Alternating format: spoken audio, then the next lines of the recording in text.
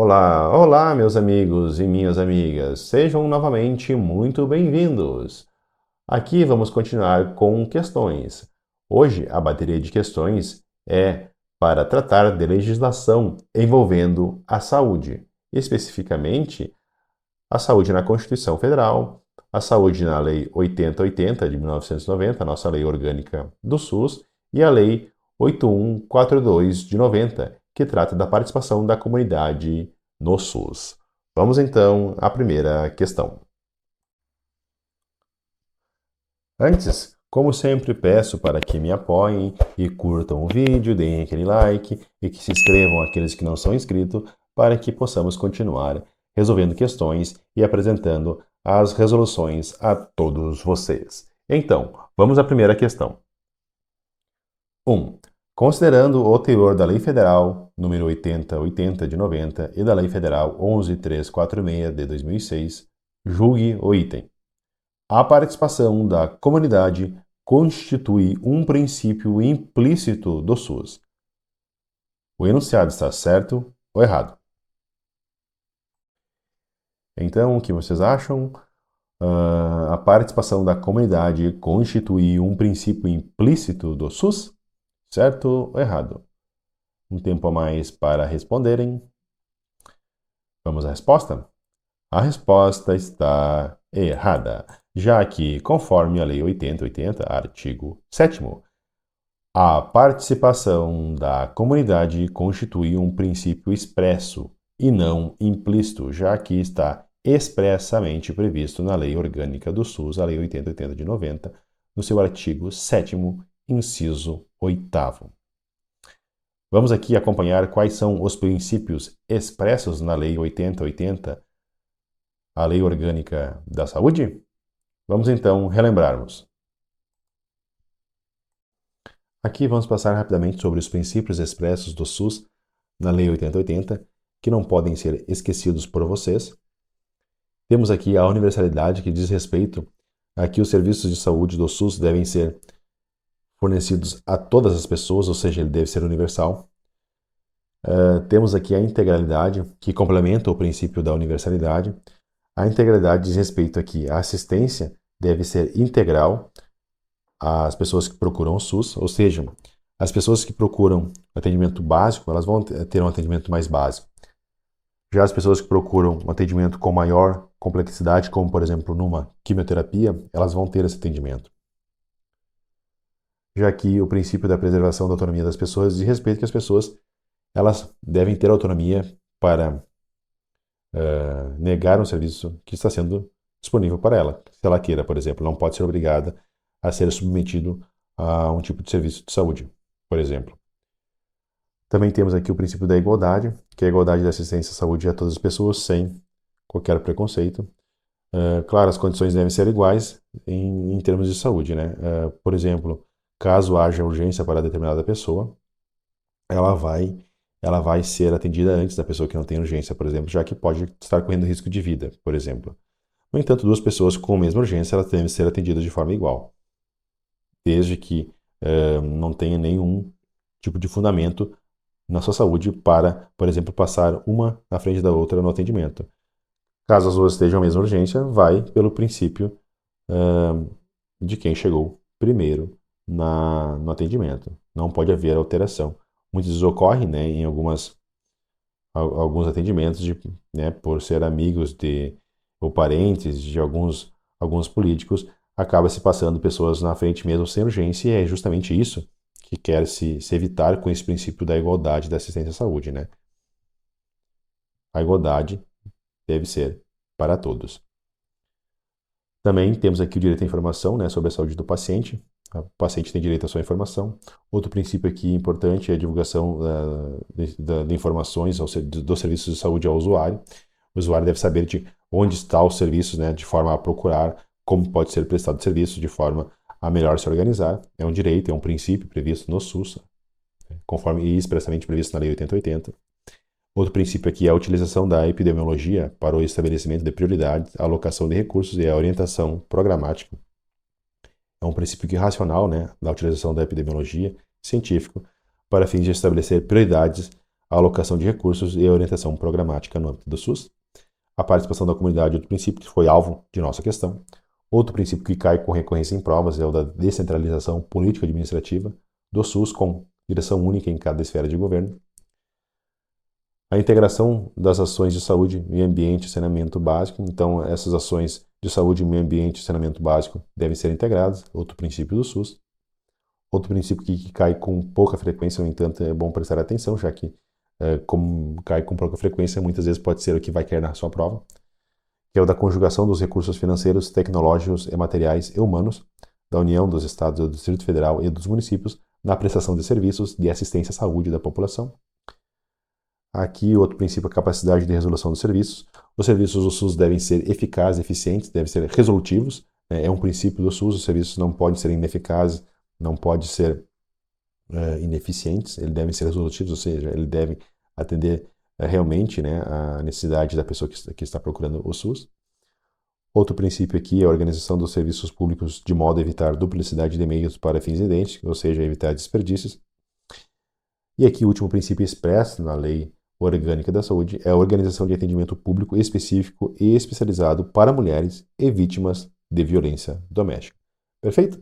Foi uma passagem rápida aqui, apenas para se relembrar, né? Sempre é bom nessas questões aqui vocês estarem lembrando de um ou outro tema importante que pode cair na prova de vocês. O propósito aqui não é integrar todo o conhecimento, né, da prova para a qual vocês vão prestar. No entanto, aqui é sempre fazer, né, uma recordação bem baseada, né, para fins de auxiliar vocês nas provas e irem muito bem. Perfeito?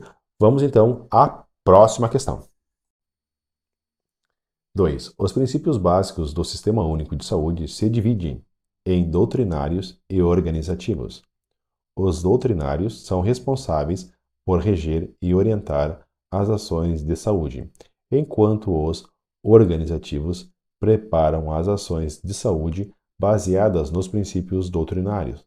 Desta forma, os princípios do SUS que correspondem ao doutrinário e organizativo são, respectivamente, a universalidade, desigualdade, integralidade, regionalização, hierarquização, centralização e participação popular. B. Equidade, descentralização, regionalização, universalidade, hierarquização, participação popular e integralidade. C. Participação popular, parcialidade, centralização, desigualdade, regionalização, integralidade e hierarquização. D. Universalidade, integralidade, equidade, regionalização, hierarquização, descentralização e participação popular. E equidade, hierarquização, não participação popular, centralização, integralidade, universalidade e desregionalização. Então, qual a resposta? Qual a alternativa correta? Aqui uma questão mais extensa, né? Uma questão realmente até um pouco mais confusa, mas poderia se fazer a questão até com um pouco mais de clareza. No entanto, eu trago essas questões aqui justamente, né? Questões que já caíram em provas, para que vocês estejam se preparando devidamente, porque nas provas não vão ter apenas questões fáceis e curtas, vão ter questões difíceis e longas. Aqui é uma questão relativamente fácil, mas longa, com pouca clareza, né, na sua forma de apresentação. No entanto, podem cair nas provas e acredito que vocês vão ser bem preparados se vocês treinarem com questões assim também. Perfeito? Aqui é uma questão que trata dos princípios doutrinários e organizativos. Deve-se responder aqui na forma respectiva, ou seja, primeiro os princípios doutrinários, né? Quais são os princípios doutrinários? Ver a alternativa que consta os princípios doutrinários por primeiro e depois começa-se a apresentar os princípios organizativos. Então, vocês conseguem chegar à resposta correta sim? Vamos à resposta? Já chegaram a ela?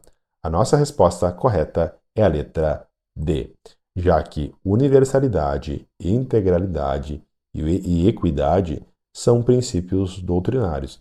Inclusive, equidade não está nem entre os princípios expressos, como visto na questão anterior, na lei do SUS. Ele é um princípio implícito, perfeito? Então, seria universalidade, integralidade e equidade, princípios doutrinários. E aqui sim, regionalização, hierarquização, descentralização e participação popular, princípios organizativos do SUS. Conforme até exposto aqui de uma forma um pouco mais clara, né, os princípios doutrinários são universalidade, integralidade e equidade, e princípios organizativos são os princípios regionalização e hierarquização. Muitas vezes aqui até algumas bancas colocam regionalização e hierarquização separados, né, como princípios separados. A participação popular é um princípio organizativo e descentralização também é um princípio organizativo, ok? Cai com uma certa recorrência aqui, referência em questões referências a esses tipos de princípio, essa divisão. É bom vocês estarem atentos a isso também, perfeito? Vamos passar à próxima questão. 3. De acordo com a Lei 8080, Lei do SUS, sobre organização, direção e gestão no âmbito municipal, assinalar a alternativa correta. A. Aplica-se aos consórcios administrativos intermunicipais o princípio da direção única e os respectivos atos constitutivos disporão sobre sua observância. B. Os municípios deverão constituir consórcios para desenvolver em conjunto as ações e os serviços de saúde que lhes correspondam. C. É vedada a organização em distritos por conta da fragmentação de recursos, técnicas e práticas voltadas para a cobertura das ações de saúde. D. A direção do SUS no âmbito dos municípios é realizada, em regra, pelo prefeito municipal. Então, qual a alternativa correta? Aqui, então, mais uma questão sobre a Lei 8080, a Lei Orgânica do SUS, e sobre a administração do SUS no âmbito municipal. Vamos à resposta? Já chegaram à resposta correta? Vamos então. A resposta correta é a letra A. Aplica-se aos consórcios administrativos intermunicipais o princípio da direção única, e os respectivos atos constitutivos disporão sobre sua observância. Artigo 10, parágrafo 1º da Lei 8080 de 1990, ok? O erro da letra B aqui foi dispor que os municípios deveriam constituir consórcios, na verdade os municípios poderão, é facultado então a eles constituir consórcios para desenvolver em conjunto as ações e os serviços de saúde que lhes correspondam.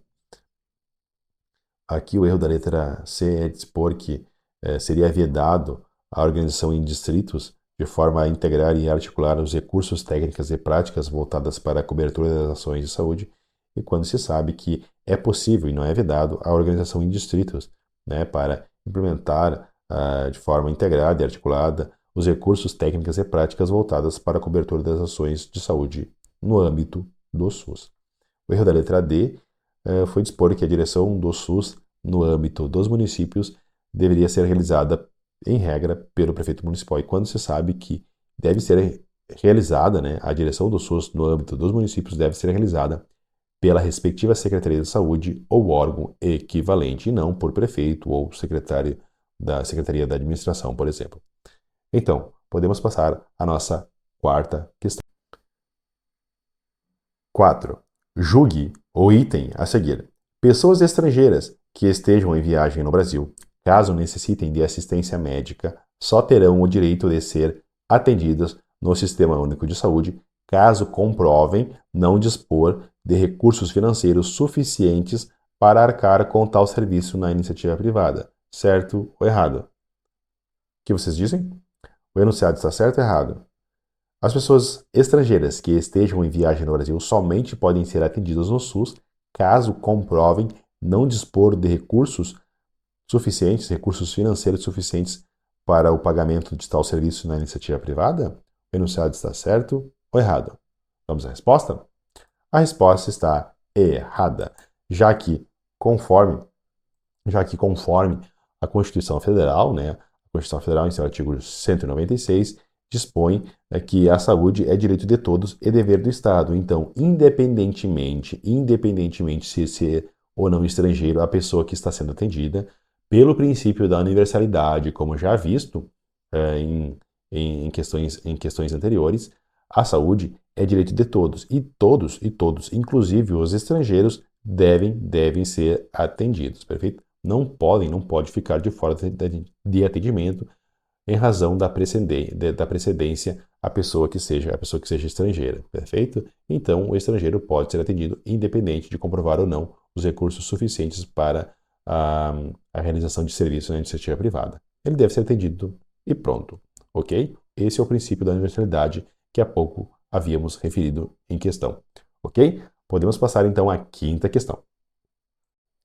5. De acordo com a Constituição Federal, a assistência à saúde é livre à iniciativa privada, porém as instituições privadas poderão participar de forma complementar do Sistema Único de Saúde, segundo as diretrizes do SUS, mediante contrato de direito público ou convênio, tendo preferência as entidades filantrópicas e as sem fins lucrativos. O enunciado está certo ou errado? O que vocês acham?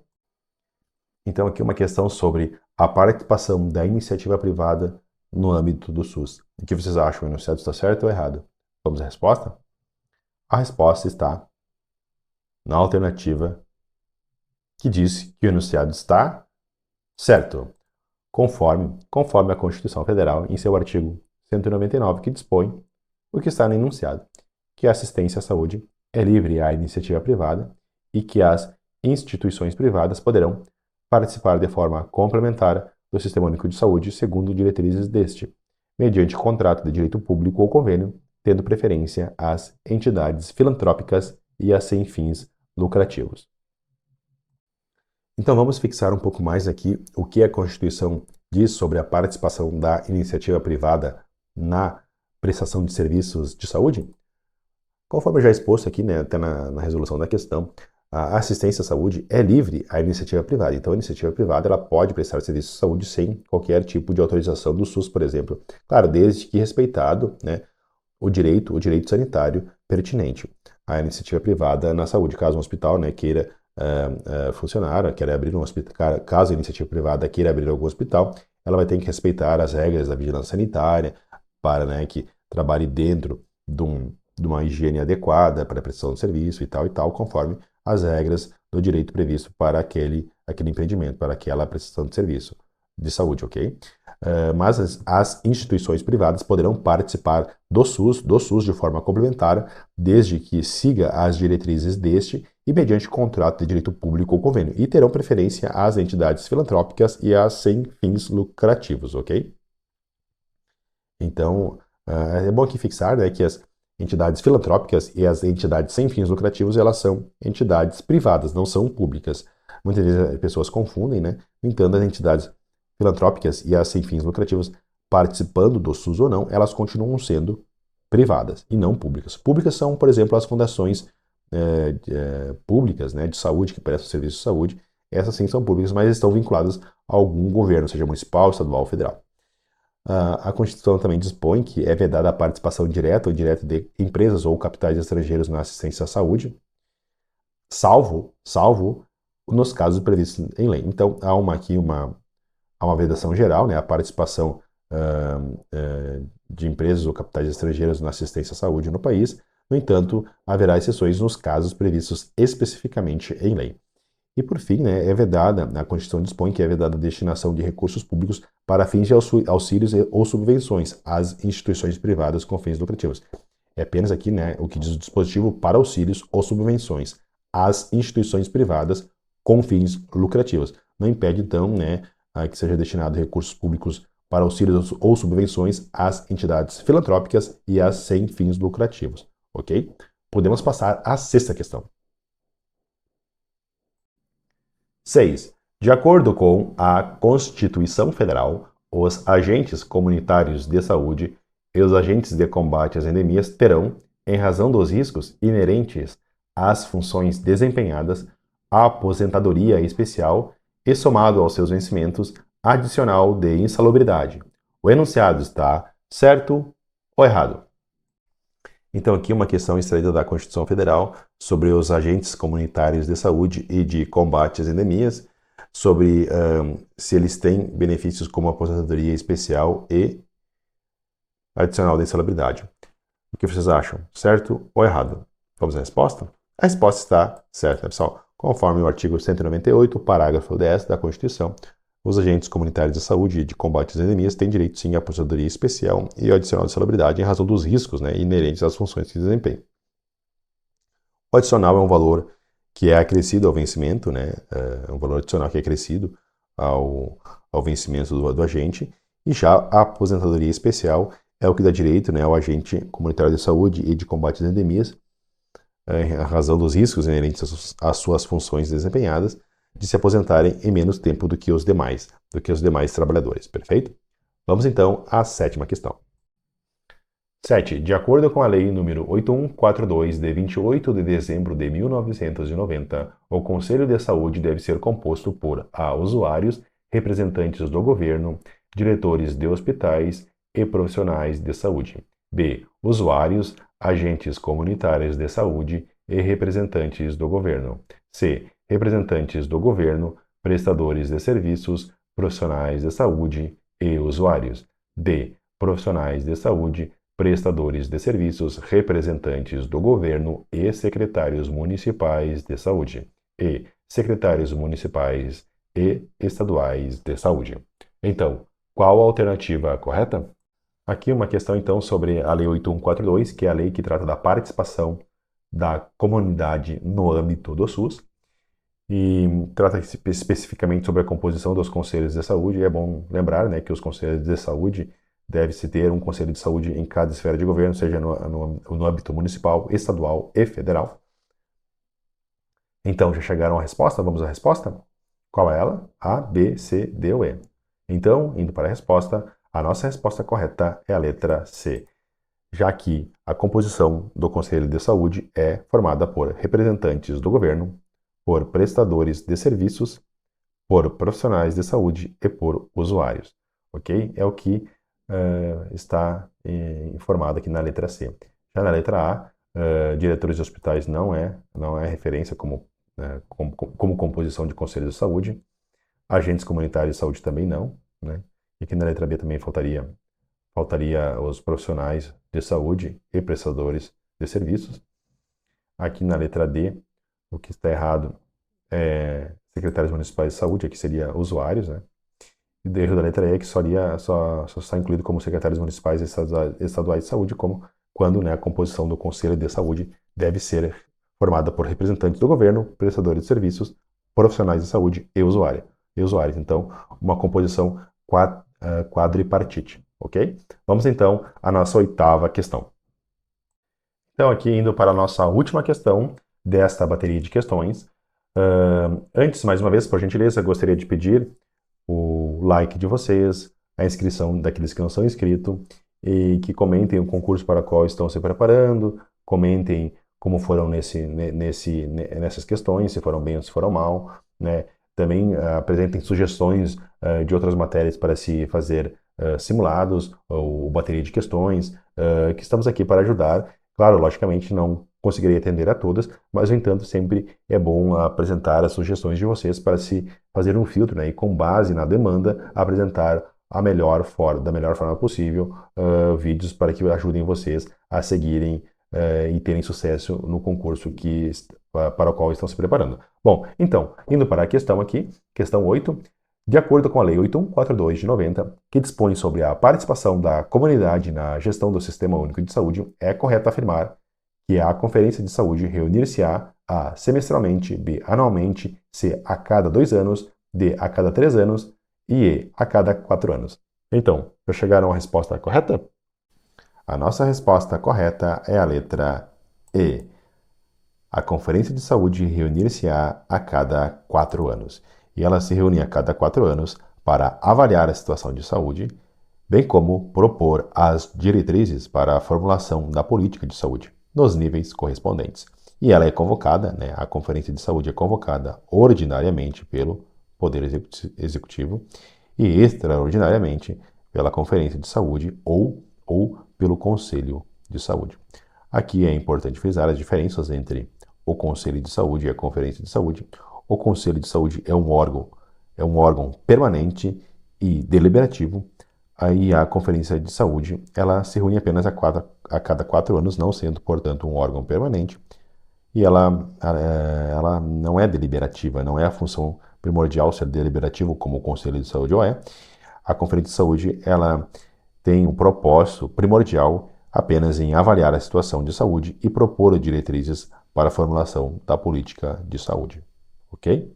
Então chegamos ao final de mais uma bateria de questões. Agradeço a todos por terem ficado até aqui. Bons estudos e até a próxima. Fiquem todos com Deus.